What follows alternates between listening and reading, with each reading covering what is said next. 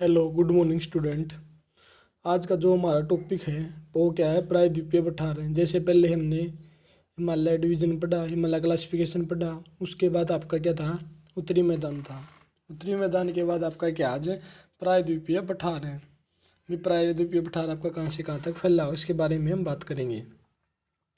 नदियों के मैदान से, यानी कि जो नर्दन प्लेन था, मैदान से 150 मीटर ऊंचाई से ऊपर उठता हुआ प्रायद्वीपीय पठार त्रिकोणीय आकार का वाला कटा फटा भूखंड है। यानी कि ये क्या है, त्रिभुजाकार आकृति इसकी, जिसकी ऊंचाई 600 से 900 मीटर है। यहाँ ऊंचाई कितनी मिली हमें, 600 से 900 मीटर। उत्तर पश्चिम में, इसके उत्तर पश्चिम में क्या कहता है देखो, इसके उत्तर और पश्चिम में हमें क्या मिल रहा है, उत्तर पश्चिम में, इसके उत्तर पश्चिम में दिल्ली कटक यानी कि अरावली का विस्तार है। पूर्व में राजमहल की पहाड़ियाँ कहाँ आपकी, झारखंड के अंदर है। फिर क्या है, पश्चिम में गिर पहाड़ियाँ, गिर की पहाड़ियाँ कहाँ आपकी, गुजरात के अंदर। और दक्षिण में इलायची या कार्डेमम की पहाड़ियाँ कहाँ आपकी, केरल और तमिलनाडु में फैली हुई हैं। प्रायद्वीपीय पठार की सीमाएं निर्धारित करती हैं। उत्तर पूर्व में शिलोंग पठार तथा कार्बी आंगलोंग पठार की भी इसी भूखंड का विस्तार है। जैसे प्रायद्वीपीय पठार अनेक पठारों से मिलकर बना है, जैसे आपका हजारीबाग पठार, पलायू पठार, रांची पठार, मालवा पठार, कोयम्बटूर पठार और कर्नाटक का पठार। यह भारत के प्राचीनतम और स्थिर भूभागों में से एक है। सामान्य तौर पर प्रायद्वीप की ऊंचाई पश्चिम से पूर्व की तरफ, यानी कि पश्चिम से पूर्व की तरफ, वेस्ट टू ईस्ट, पश्चिम से पूर्व की तरफ कम होती चली जाती है, जिसका प्रमाण यहाँ की नदियों के बहाव की दिशा से भी मिलता है। आगे क्या कहते हैं देखो, प्रायद्वीपीय पठार की कुछ नदियों के नाम बताएं जो बंगाल की खाड़ी में और अरब सागर में गिरती हैं। आगे क्या कहते हैं देखो, कुछ स्थलाकृतियों के नाम भी बताएं जो पूर्व की ओर प्रवाहित होती है और संबंधित हैं। आगे क्या कह रहा है इसके अंदर, इस क्षेत्र में मुख्य प्राकृतिक स्थलाकृतियों में टावर ब्लॉक, पर्वत भ्रंश घाटियाँ, पर्वत स्कंद, नगन, चट्टान संरचना, टेकरी, पहाड़ी श्रृंखला और क्वार्टरजाइट भित्तियाँ शामिल है। जो प्राकृतिक जल संग्रह के स्थल हैं, इस पठार के पश्चिमी तथा उत्तरी पश्चिमी भाग में मुख्य रूप से काली मिट्टी पाई जाती है। यानी कि दक्कन जो प्रायद्वीपीय पठार है वहाँ आपको कौन सी मिट्टी देखने को मिलती है, काली मिट्टी देखने को मिलती है। आगे क्या कहता है देखो, प्रायद्वीपीय पठार के अनेक भूउत्थान और निमज्जन, भ्रंश तथा विभंग प्रक्रिया के अनेक पुनरावृत्ति दौर गुजरे हैं। अपनी पुनरावृत्ति भूकंपीय क्रियाओं के क्षेत्रीय विभिन्नता के कारण ही प्रायद्वीपीय पठार पर धरातलीय विविधताएं पाई जाती हैं। इस पठार के उत्तरी पश्चिमी भाग में नदी खड्ड और महाखंड इसके धरातल की जटिल प्रक्रिया बनाते हैं, जिसमें चंबल, बिंड और मोरेना खंड इसके उदाहरण हैं। मुख्य तौर पर जो आपका प्रायद्वीपीय पठार है उसको कितने भागों में बांटा गया है, मुख्य तौर से आपके प्रायद्वीपीय पठार को 3 भागों में बांटा गया है। दक्कन का पठार, मध्यवर्ती उच्च भूभाग और उत्तर पूर्वी पठार।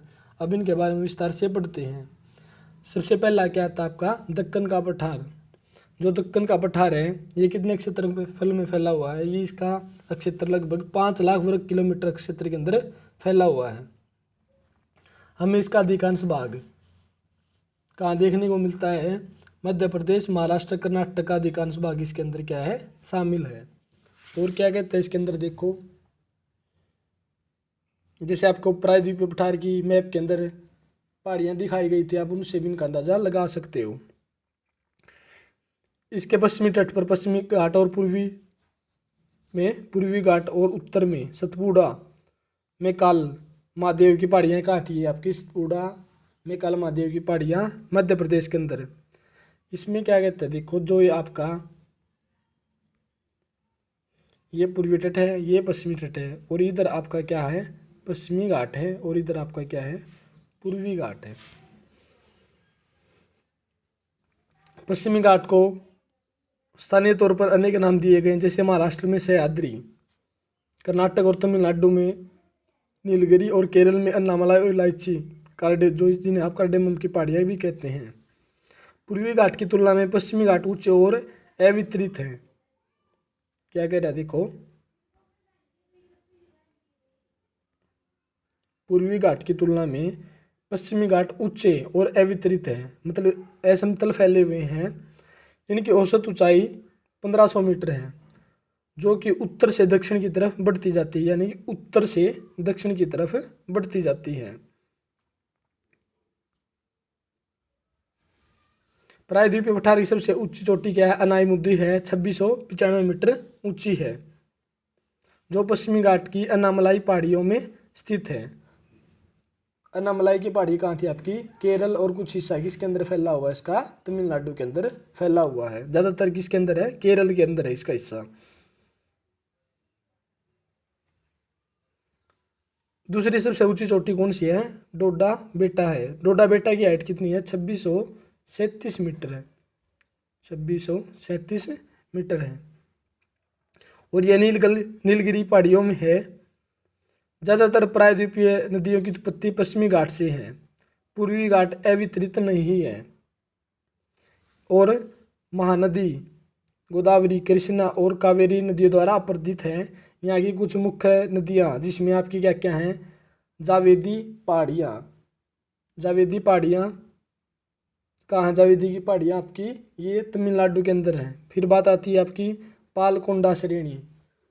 पालकोंडा श्रेणी आपको क्या है, आंध्र प्रदेश में मिलेगी।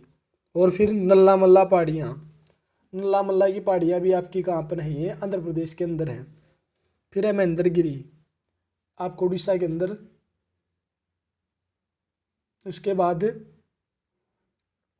पहाड़ियाँ शामिल है, पूर्वी और पश्चिमी घाट नीलगिरी पहाड़ियों में आपस में मिलते हैं, यानी कि जहाँ पर आपके पूर्वी और पश्चिमी घाट मिल रहे हैं।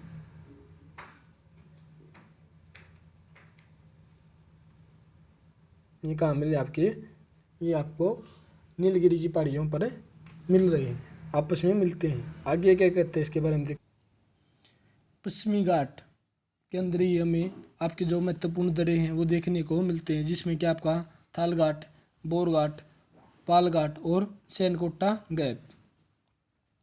जो ये दर्रे हैं किस किस को जोड़ रहे हैं, जो थाल घाट दर्रा है वो कितना आपका 581 मीटर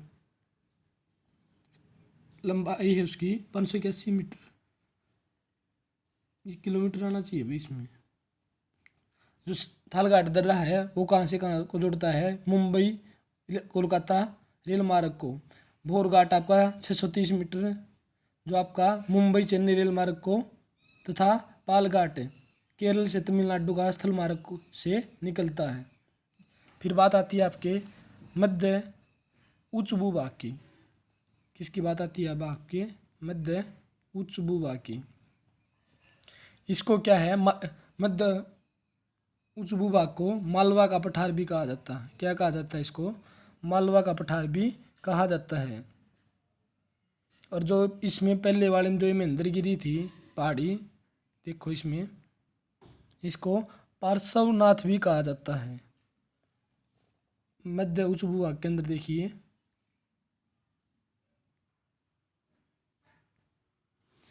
पश्चिम में अरावली पर्वत इसकी सीमा बनाते हैं।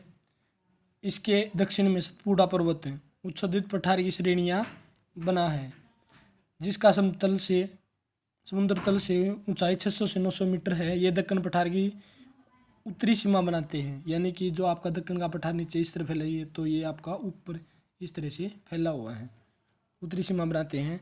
ये अवशिष्ट पर्वतों के उत्कृष्ट उदाहरण है, यानी कि रेजिडुअल पर्वतों के, जिनका निर्माण अपरदन के कारण हुआ है, जो कि काफ़ी हद तक अपरदित हैं। इनकी श्रृंखला क्या है, टूटी हुई है। प्रायद्वीपीय पठार के इस भाग का विस्तार जैसलमेर तक है, जो आपका राजस्थान के अंदर है, जहाँ यह अनुदैर्ध्य रेत के टिब्बों और चापाकार बरखान रेतीले टिब्बों से ढके हैं। ये भूगर्भीय इतिहास में यह अक्षेत्र कायांतरित प्रक्रियाओं से गुजर चुका है, और कायांतरित चट्टानें जैसे संगमरमर, स्लेट और नाइस की उपस्थिति इसका क्या है, प्रमाण है। आगे क्या कहता है देखो, समुद्र तल से मध्य उच्च भूभाग की ऊंचाई 700 से 1000 मीटर के बीच है, और उत्तर तथा उत्तर पूर्व दिशा में इसकी ऊंचाई कम होती चली जाती है। यमुना की अधिकतर सहायक नदियाँ विंध्याचल और कैमूर पहाड़ियों से निकलती हैं। बनास चंबल की एकमात्र मुख्य सहायक नदी है जो पश्चिमी अरावली से निकलती है।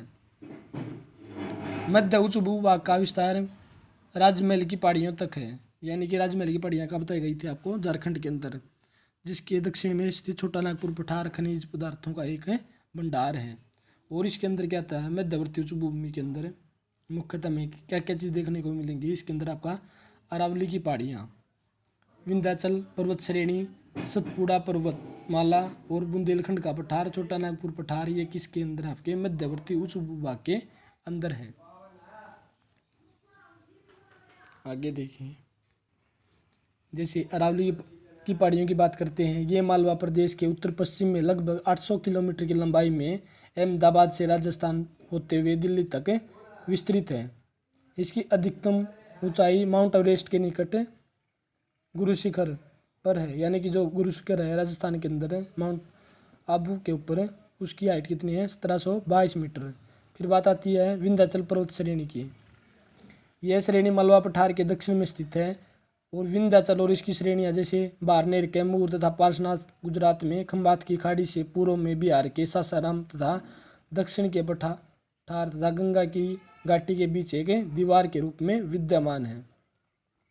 फिर आपकी सतपुड़ा पर्वतमाला लगभग 900 किलोमीटर लंबी है। पर्वतमाला नर्मदा और ताप्ती नदियों के बीच पश्चिम में राजपीपला की पहाड़ियों से आरंभ होकर उत्तर पूर्व दिशा में महादेव और मैकाल पहाड़ियों के रूप में अमरकंटक तक फैली हुई है। सतपुड़ा सबसे ऊंची चोटी पंचमढ़ी के निकट क्या है, धूपगढ़, जो 1350 मीटर ऊंची है। जबलपुर के निकट नर्मदा नदी का धुआंधार जलप्रपात अपने सौंदर्य के लिए विश्व प्रसिद्ध है।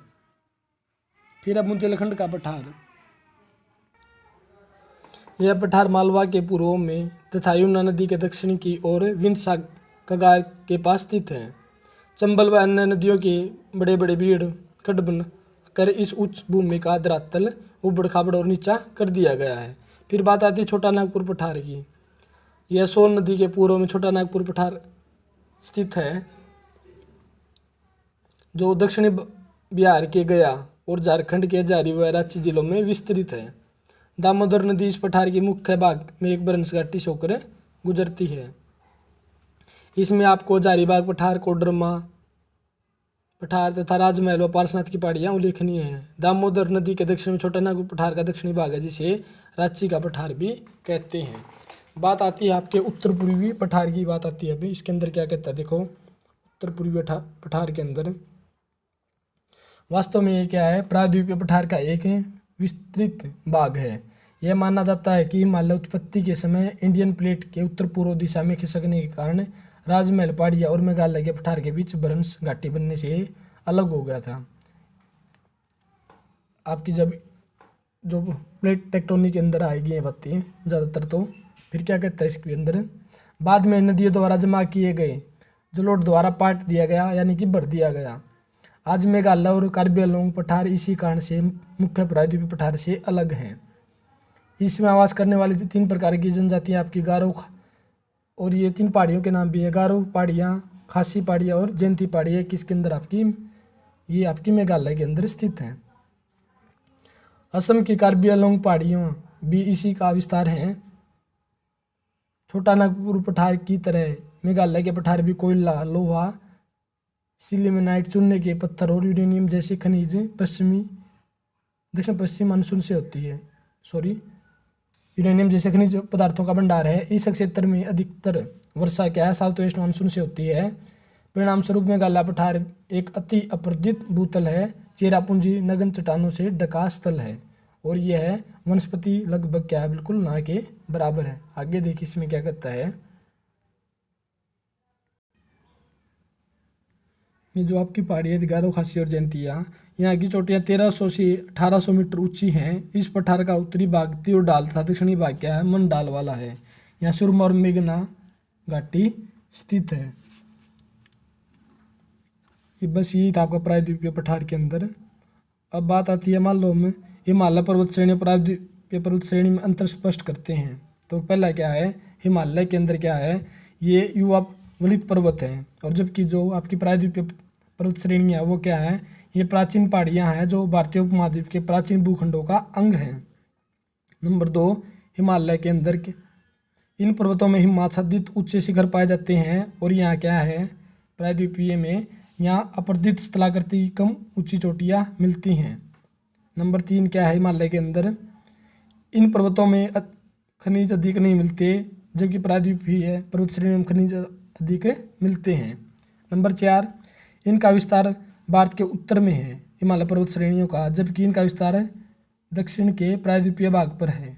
नंबर 5 इन श्रेणियों में अनेक हिमनदी व महाखंड पाए जाते हैं, जबकि प्रायद्वीपीय पर्वत श्रेणियों में हिमनदी और हिमाखंड नहीं पाए जाते, या जो आपके गोर्ज हैं। आगे क्या कहता है, ये पर्वत सतत वायु नदियों के स्रोत हैं, जिससे क्या है, सदा साल नदियों का पानी बहता रहता है हिमालय पर्वत श्रेणियों से। और जबकि प्रायद्वीपीय पठार की नदियाँ क्या है, ग्रीष्म काल में सूख जाती हैं, क्या मौसमी नदियाँ हैं, मौसम के अनुसार इनमें क्या है, पानी का बहाव आता है।